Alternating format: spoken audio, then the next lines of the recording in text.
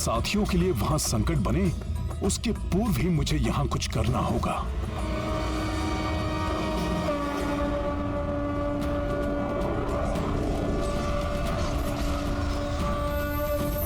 जय श्री राम। अब मैं बजाता हूं ये वाद्य। ये वानर यहाँ। सैनिकों, आक्रमण करो इस दुष्ट वानर पर।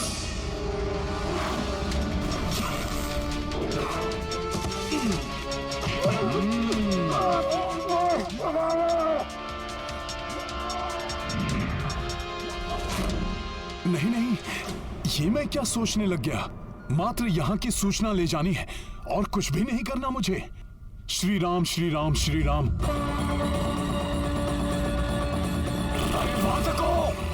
घातक कुंभकर्ण ऐसे नहीं उठेंगे। इनके कारण में प्रविष्ट होकर वाद्य बचाओ।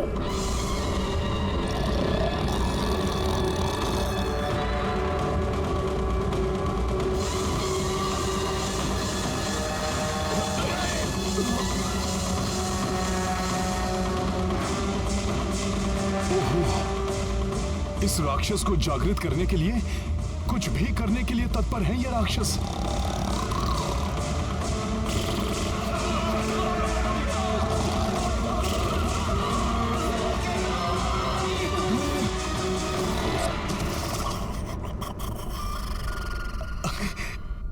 ये तो पूर्ण रूप से निद्रा में चला गया। महोदय, ये किस कार्य में लंकेश ने हमें फंसा दिया? हाँ भ्राता, यदि उठ गया तो हमें खा जाएगा, और यदि नहीं उठा तो लंकेश हमें जीवित नहीं छोड़ेंगे। हमारे भाग्य में तो अपने ही भाइयों के हाथों मृत्यु लिखी है। महोदय, लंकेश का आदेश है, इसे उठाना तो होगा ही। क्यों ना हम तृतीय उपाय का प्रयोग करें। लंका के समस्त हाथियों को लाया जाए।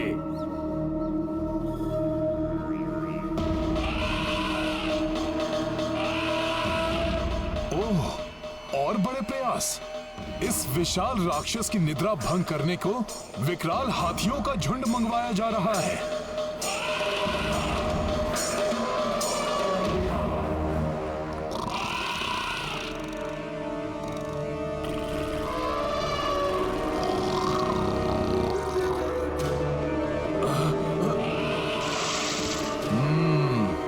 बड़ा ही निद्रा प्रिय है ये राक्षस। इसकी निद्रा को तो विशालकाय हाथी भी नहीं तोड़ पा रहे।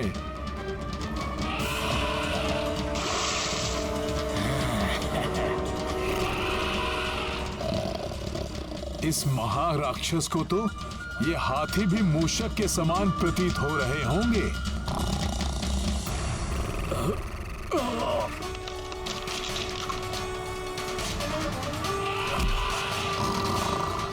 प्रतीत होता है भ्राता कुंभकर्ण जागने वाले हैं।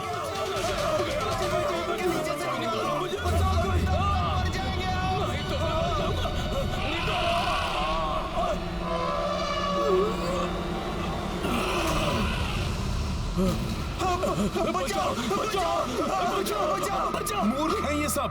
सोने देना चाहिए इस महाराक्षस को। यदि ये जाग गया तो हमारी सेना से पूर्व इन्हें ही मार डालेगा ये। अब तो मात्र अंतिम उपाय ही बचा है। भ्राता कुंभकर्ण को भोजन बहुत ही प्रिय है,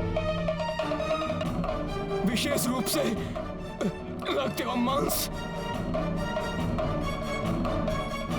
इन्हें सबसे अधिक रुचिकर लगता है। यदि भोजन से इनकी निद्रा टूट सकती है तो ये भी करके देख लेते हैं। सैनिकों, शीघ्र ही भोजन की व्यवस्था की जाए। जी महोदय जी। जी महाराज। चलो, यदि ये अंतिम उपाय सफल नहीं हुआ ना महोदय, तो हमारे जीवन का भी अंत हुआ समझो। है तो ये राक्षस ही। रक्त पिएंगे, मांस खाएंगे। राक्षसी वृत्ति नहीं छूट सकती इनकी। किंतु कहीं ये राक्षसी उपाय सफल हो गया तो?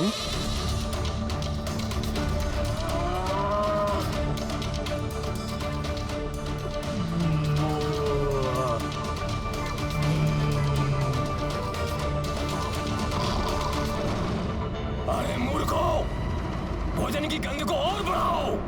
इनके नासिका के पास तक लेकर जाओ भोजन को।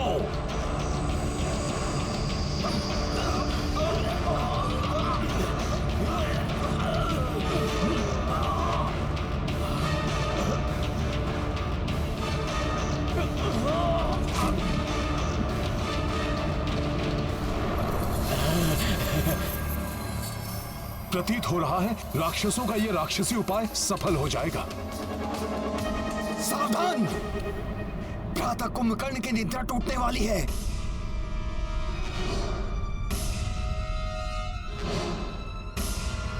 महोदर, अभी तक तो ये भय था कि इनकी निद्रा टूटेगी या नहीं। अब ये भय है कि कहीं असमय इनकी निद्रा टूटने से कुपित होकर हमारी बात सुने बिना ही अर्धनिद्रा अवस्था में हमारा यंत्र ना कर दे। पहले तो सिंह की मांद में प्रविष्ट हुए और अब मुश्कों की भांति भय के मारे कांप रहे हो।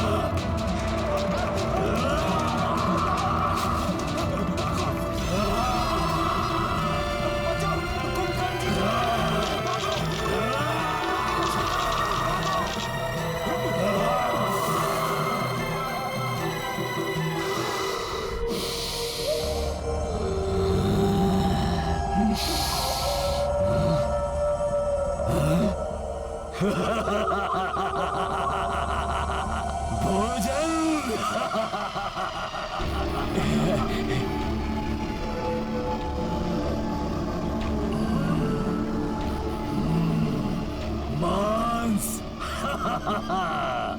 रक्त, आनंद, अति आनंद।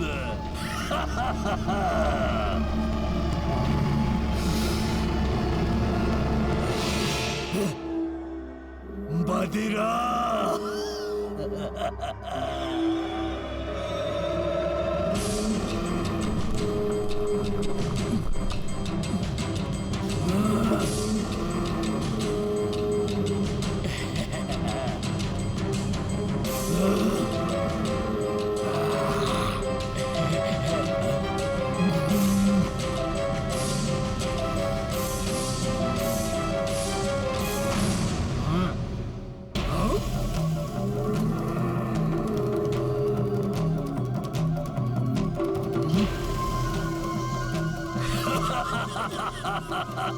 पशु भी है।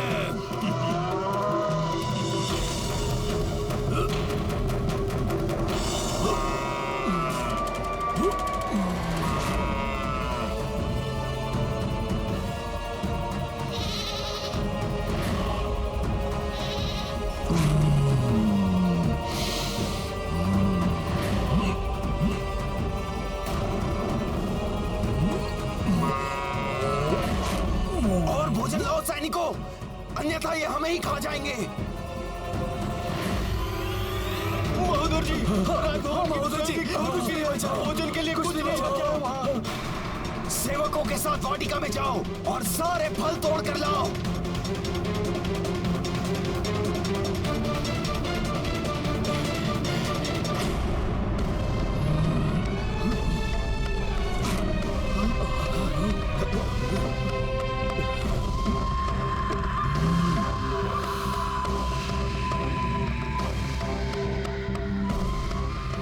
और भोजन लाओ।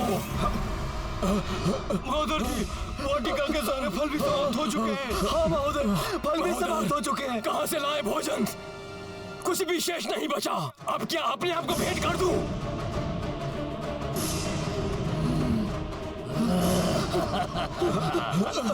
अब तो बिना किसी ध्वनि के यहाँ से चुपके से निकल लो, अन्यथा कहीं हम भी इनका भोजन न बन जाए।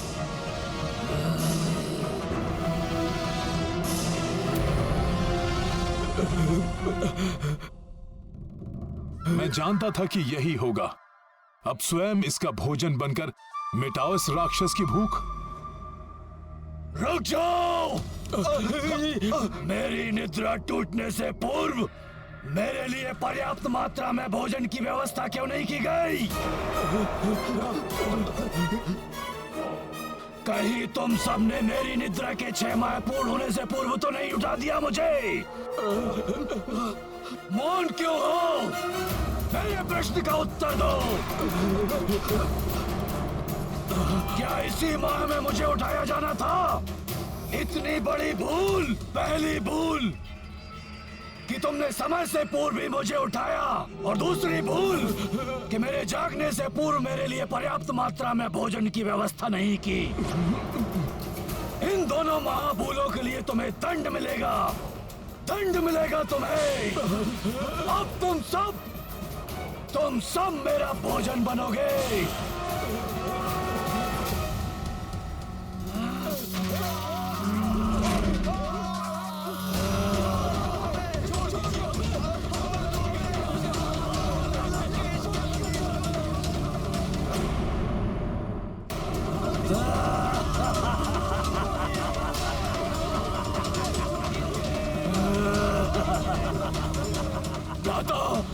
लंका पर संकट छाया हुआ है।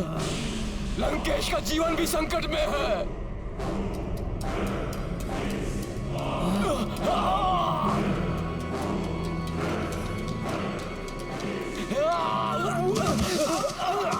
हाँ भ्राता, आपातकाल है। लंका महासंकट में घिरी हुई है, इसीलिए लंकेश ने स्वयं आपको जगाने का आदेश दिया है और शीघ्र ही आपको बुलाया है। लंका पर संकट? यदि ये विकराल राक्षस युद्ध भूमि में आ गया तो हमारी वानर सेना के लिए काल के समान सिद्ध होगा। ये क्षण भर में विनाश मचा देगा ये हमारी सेना में।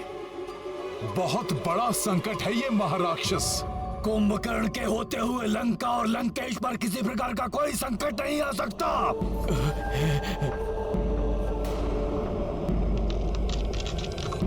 चुटकी में मसल कर रख देगा कुंभकर्ण भ्राता श्री लंकेश के हर एक शत्रु को।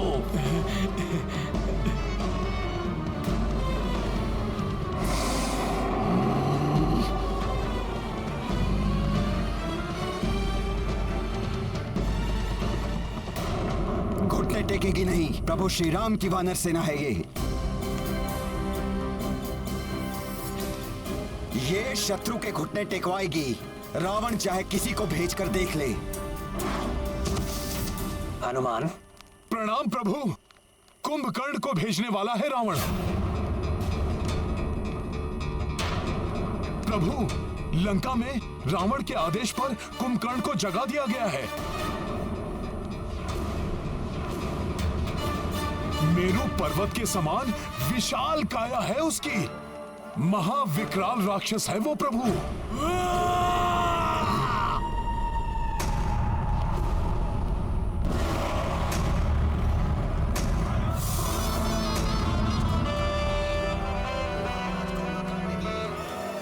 उद्देश्य की पूर्ति के लिए भ्राता रावण ने असमय ही भ्राता कुंभकर्ण को निंद्रा से जगा दिया। कल युद्ध भूमि में इनसे सामना होगा। चलते फिरते पर्वत की भांति दिखाई देता है ये महाविकराल राक्षस। ये महाराक्षस इतना भूखा था कि जागते ही राजभवन का सारा भोजन खा गया, वाटिका के समस्त फल खा लिए। ये तो समस्त लंका को ही अपना ग्रास बना लेता, किंतु रावण को संकट में जानकर रुक गया। हाँ, बहुत आदर करते हैं भ्राता रावण का वो, इसीलिए रुक गए, अन्यथा उन्हें देवता भी नहीं रोक सकते थे। उन्हें तीव्र क्षुधा लगती थी। ऐसा लगता था जैसे समस्त संसार को ही खा जाएंगे।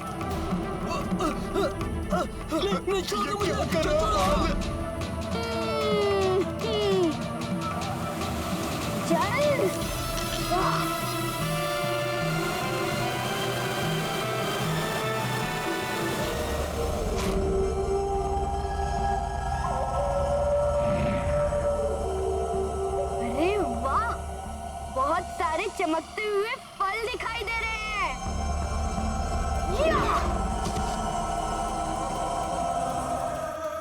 यहाँ तो अनेक फल है खाने को। इन सबको भी उध्वस्त करता हूँ। हाँ?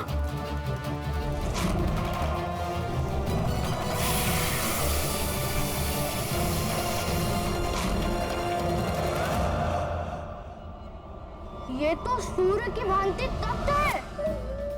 इसे भी खा लेता हूँ, बड़ा आनंद आएगा।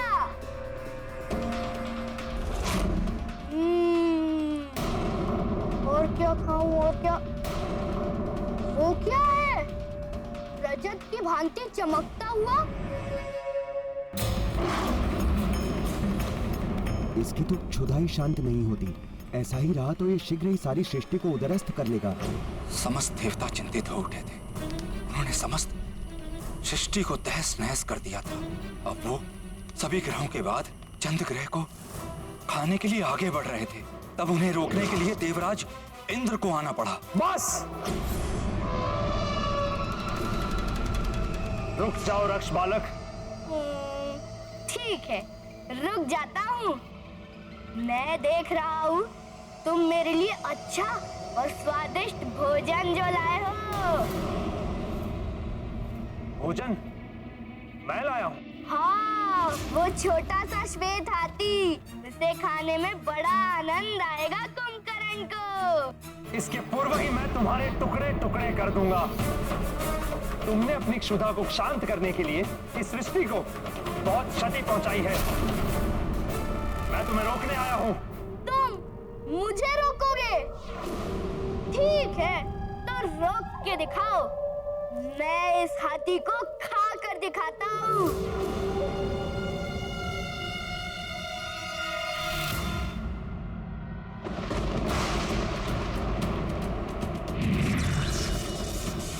वाह, बहुत सुंदर हो तुम।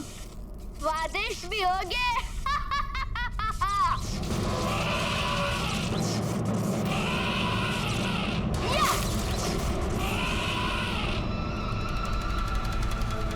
ओहो, कहाँ चले गए तुम?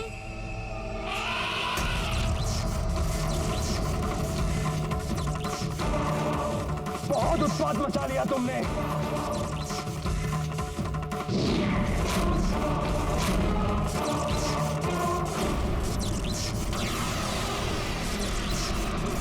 मुझ पर प्रहार किया तुमने।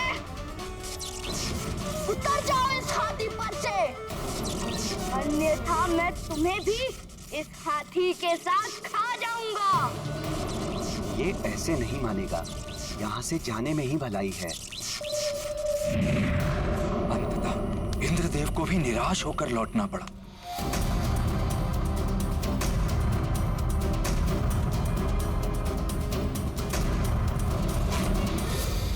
भ्राता लंकेश, भ्राता लंकेश, भ्राता लंकेश, आपका अनुज कुंभकर्ण आपकी सेवा में उपस्थित है भ्राताश्री।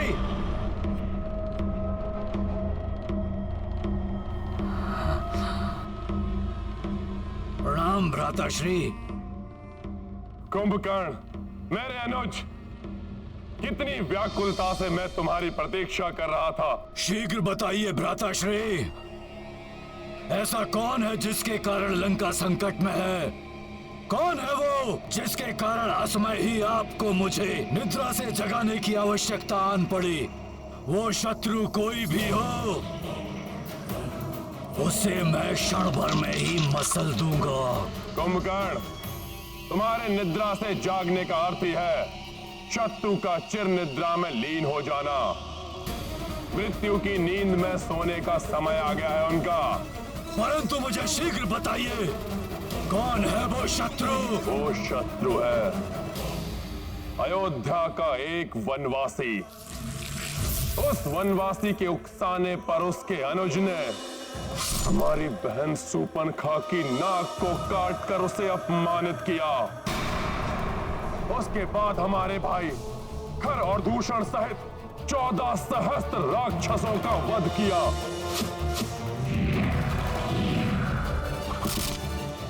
उससे प्रतिशोध लेने के लिए मैंने उसकी पत्नी का अपहरण किया।